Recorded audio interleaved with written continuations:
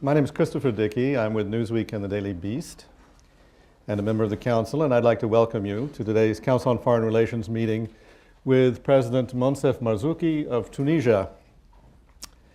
And I have this little script that I have to read that they give you. I'm sure you're all familiar with this, probably know it by heart. I'd also like to welcome the CFR members around the nation and the world who are participating in this meeting through the live stream and via video conference from Washington, D.C. We will hear from them during the question and answer session, and Chris Tuttle, who's the director of the Council on Foreign Relations Washington meetings, is moderating from Washington. Our next meeting is with Foreign Minister Hoshyar Zebari of Iraq this evening at 5:30 to 7 o'clock. And I hope you'll be here for that too. So, President Marzouki, before he was President Marzouki, was known as one of the great fighters for human rights in North Africa and the Arab world, and in the world, I would say. He was forced to live in exile for many years under the Ben Ali dictatorship. He often fought for the freedom to speak of what were then the most hated and vilified groups in Tunisia, those associated with Ennahda and Rashid Ghannouchi, who was also in exile. And now that those people are hugely influential in running Tunisia, Mr. Marzouki, President Marzouki, has the office that he has today. And there is a sense of, I think, familiarity and almost camaraderie between you and those groups, although you are not anyone who could be classified as an Islamist, as I understand it. So what we want to talk about today is a little bit about the Arab Spring, which was launched in Tunisia, and where things are going now, that the Arab Spring looks like hell in a lot of countries. I had the feeling that sometimes when I look at what happened in Tunisia, it's a little bit like, if any of you, I think most of you remember, Slovenia in the Balkans. They broke away from Yugoslavia, came away more or less safe and sound, and everything else fell apart and went to hell. Is Tunisia going to remain safe and sound given all the turmoil that exists now?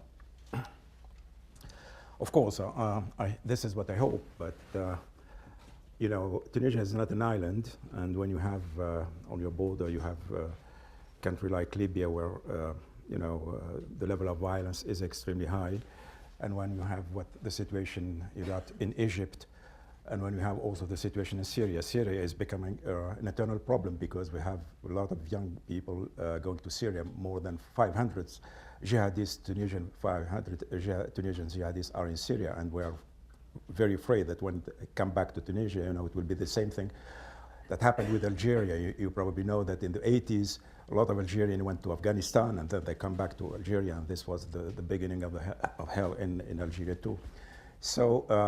We are doing our best in Tunisia, you know, to control the situation. We think that we have a wise population. We think that we have you know, of course we do have a disciplined and professional army. We think that we are a middle class society, etc., etc. But you know, nobody can be sure of what could happen. Last year I was here, and I remember that I was asked many questions about the outcome of the Arab Spring. I was very optimistic at that time. I wouldn't say that I am now pessimistic. I would say, like I said yesterday, that I am pissy optimistic, because because it turns out to be the situation is much more complex and much more difficult than I thought. Yes, we can achieve the transition in Tunisia, but once again, we are not alone, and when we see what's happening in Libya, in Egypt, in Syria, we can be a little bit upset. But once again, I have to repeat that you cannot say, well, it's a failure or it's a success. We need time. You know, you cannot say that the revolution is a success or a failure before, let's say, a decade.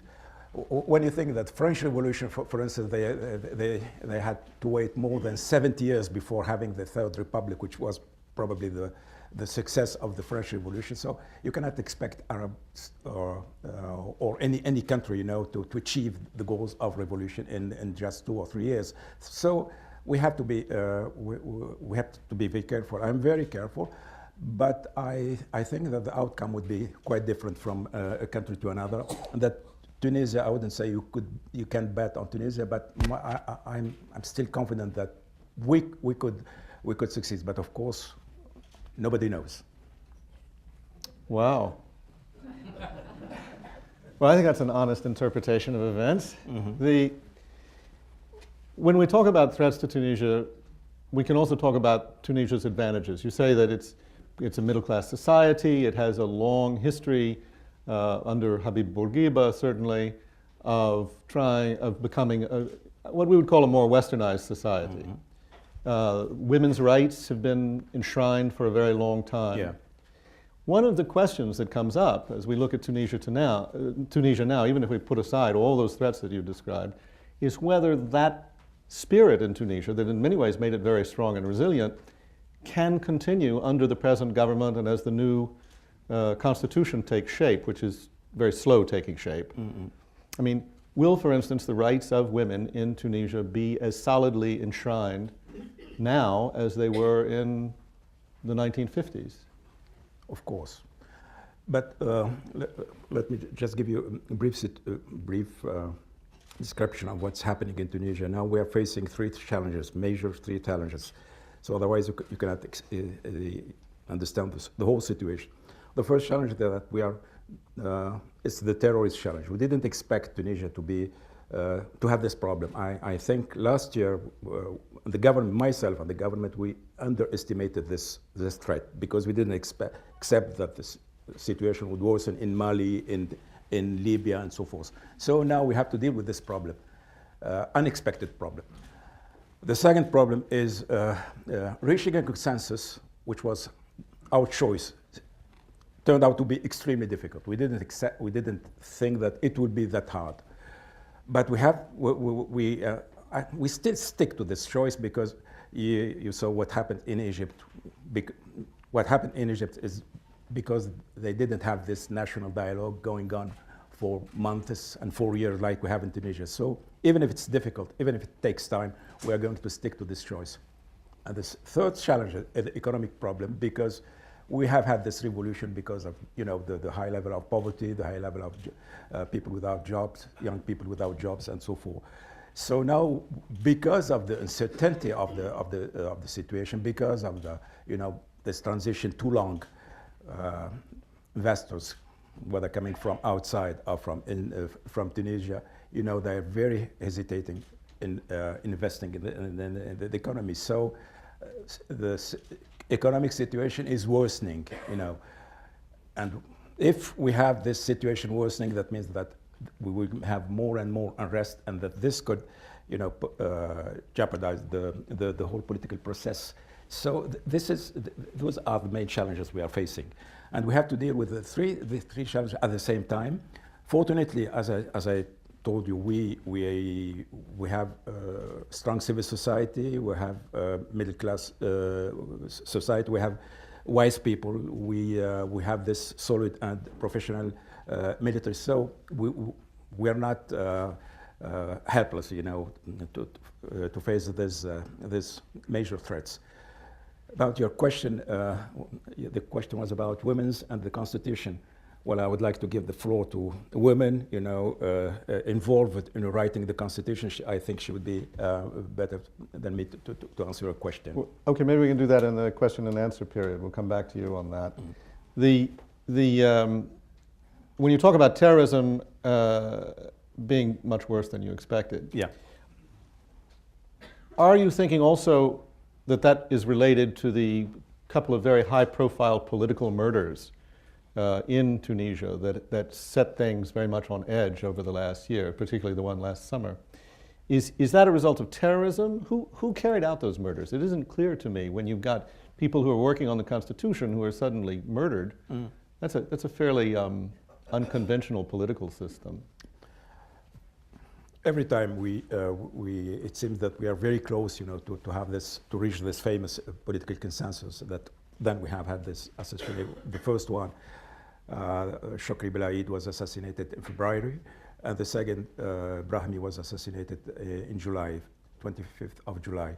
And I can assure you that 24th of July, I was quite sure that we were going to have this, unity government, that we are going to finish the constitution in 2 months' time, and so forth. And then we have had this assassination, so we are quite sure that there is something, somebody, you know, some people thinking that this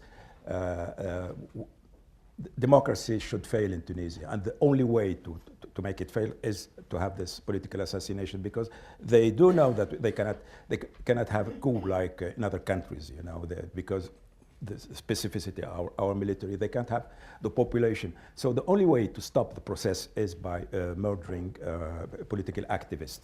And this is what happened, because the whole political process is stopped since that assassination. And now we are having a lot of, it's extremely difficult, you know, to resume the work of the Constituent Assembly, and we are talking about the new government and so forth. So they know what they do, those people. Who are they? Probably Ansar Sharia, it's a group of Salafists. And this group of Salafists is extremely linked to the whole, it's kind of network, you know. This Ansar Sharia, you have these people in Libya, you have them in Syria, mainly in Syria, in Iraq. And I guess it's a sort of part of Al-Qaeda. And this network, you know, is completely decided to abort the whole process, the democratic process in the Arab world. Because don't forget that I think when we have this Arab Spring, Al-Qaeda was no longer, you know, heard. Sometimes I used to think that it would be over with Al-Qaeda, because Al-Qaeda, you know, was the might of Al-Qaeda was to say, hey, we are the only way to get, you know, to overcome dictatorship, corrupted dictatorship in Arab countries. And then you have this Arab Spring, which is led by Democrats, by civil society, by young people, without no religious background. And this was a terrible thing for Al-Qaeda. And now I think Al-Qaeda and this network of terrorists, they believe that it's now their time, you know, to go and to stop the political process. So you will have a renewal of the Islamist, the extremist Islamist movement. And what I'm afraid of, what's happening now in Egypt, I must be very of course I have to be diplomat, but I also have to say the truth. You know, what's happening now in Egypt is extremely dangerous, because this Muslim Brotherhood, I don't agree with the way that they behave. I don't agree with the way that they govern Egypt. I don't agree with the way that, you know, they didn't have this national dialogue we have had in Tunisia and so forth. But the fact that now this central part of the Islamist spectrum, and it's the central part of this spectrum, and it's also a moderate part of the spectrum, being put aside, this will give all the opportunity, you know, for the extremists now to have to play a very, very dangerous role, because they will not have this very dangerous rival. I mean, this centrist part of. So the vacuum will be filled by the extremists, and this is the most dangerous thing for us, and probably for you, for the West. It's sad, but this is the situation. Well, I mean, you know, right now we hear from, we won't go on about Egypt, but just to put it in context, right now we hear from the Egyptian government, the military-backed government there, that basically the Muslim Brotherhood are terrorists, that the people affiliated with them are terrorists, that they opened the doors to terrorists in Egypt. You know, people do say the same thing about the Ennahda-dominated government in Tunisia. There are plenty of enemies of your government who say it essentially opened the door to this kind of terrorism that is existing there, that it endorses it, and that, on the other side of things, it got maybe 38% of the vote in 2011, but runs the country as if it is the only party in the country compared to other forces. Now that may well be unfair. It's completely unfair. But I thought I would give you a chance to respond to it. It's completely unfair, but because first of all, when I hear that Tunisia is governed by an Islamist government, that's not true, because once again, Tunisia is led by a coalition. And within this coalition, you have President of the Republic, myself, I am secular. The President of the Constituent Assembly is also secular. Both of us, we have been human rights activists for more than 20 years. The government itself, you have ministers from our two political parties and also from independent people. So saying that Tunisia is governed by another is not true. It's completely unfair. It's not true. And I can tell you that this coalition is still working. We have had a lot of problems. We have a lot of discussion. We disagree on many subjects. We had to discuss hours and hours, to reach a consensus within the coalition itself. So, and look, what happened until now, I don't think that the Sharia law has been imposed in Tunisia.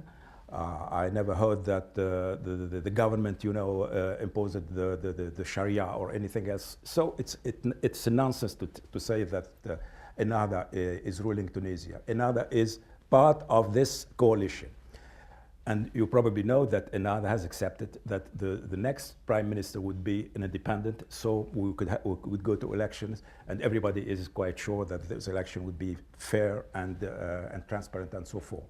The second point about the relationship between Ennahda and terrorism, I know Ennahda people for more than 20 years, because when I was the chair of the Human Rights League and they were in prison, we accepted in the Human Rights League to defend them, because we are quite sure that we are peaceful people and they never use force. It was the first condition, to accept, to protect and to defend the rights. But I must confess that the beginning, after the revolution, we underestimated the level of danger of terrorists. And myself, I was part of this mistake. But how could you imagine that we are going to have political assassination, that we could have people coming from Mali? Who could foresaw that something would happen in Mali, So, but now we probably know that Mr. Ali Larid, who is the Prime Minister, had a press conference 2 weeks ago and said that Ansar al-Sharia is a terrorist group. He said it very clearly, and now we have the security forces, the army. We are all the time behind those guys, and the Islamists are also part of this repression of the jihadists. And I can assure you that for the extremists, the most hated enemy are not the secular, but the Islamists of Ennahda. Okay. I think now we'll open the floor to questions. I think if I could ask you a question, just quickly, if we could give you a microphone. I know you've been working on the Constitution, and please don't give us a discourse on constitutional law here. No. But I would just love to know whether you think at the end of the day, the rights of women in Tunisia, as they have been understood since Habib Bourguiba in the 1950s, will be guaranteed by the new constitution? Look, I think I have an important vantage point here, because I'm a member of the Constituent Assembly, also a member of the committee that draft the preamble, the fundamental principle, and the rules to amend the Constitution. And I've spent most of pretty much a year and a half debating with my colleagues. And I can tell you from the very, very beginning, we wanted to enshrine the legacy of fights for the rights of women right in the preamble, because we said right at the beginning that women and men, citizens, are equal in rights and duties. And I think we've always said the preamble is the spirit of the Constitution. The preamble is here to guide the Constitution, to lead the way. And when we start discussing, it was really important to start with that very strong statement.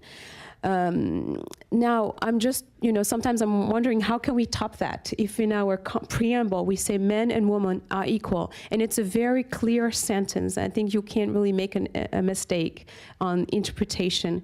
Now, there have been a discussion in the committees at the same time than the preamble committees. And that is the reason why there might have not been a good coordination. And some of the committees wrote articles when they were saying that women are the complementary of men, etc.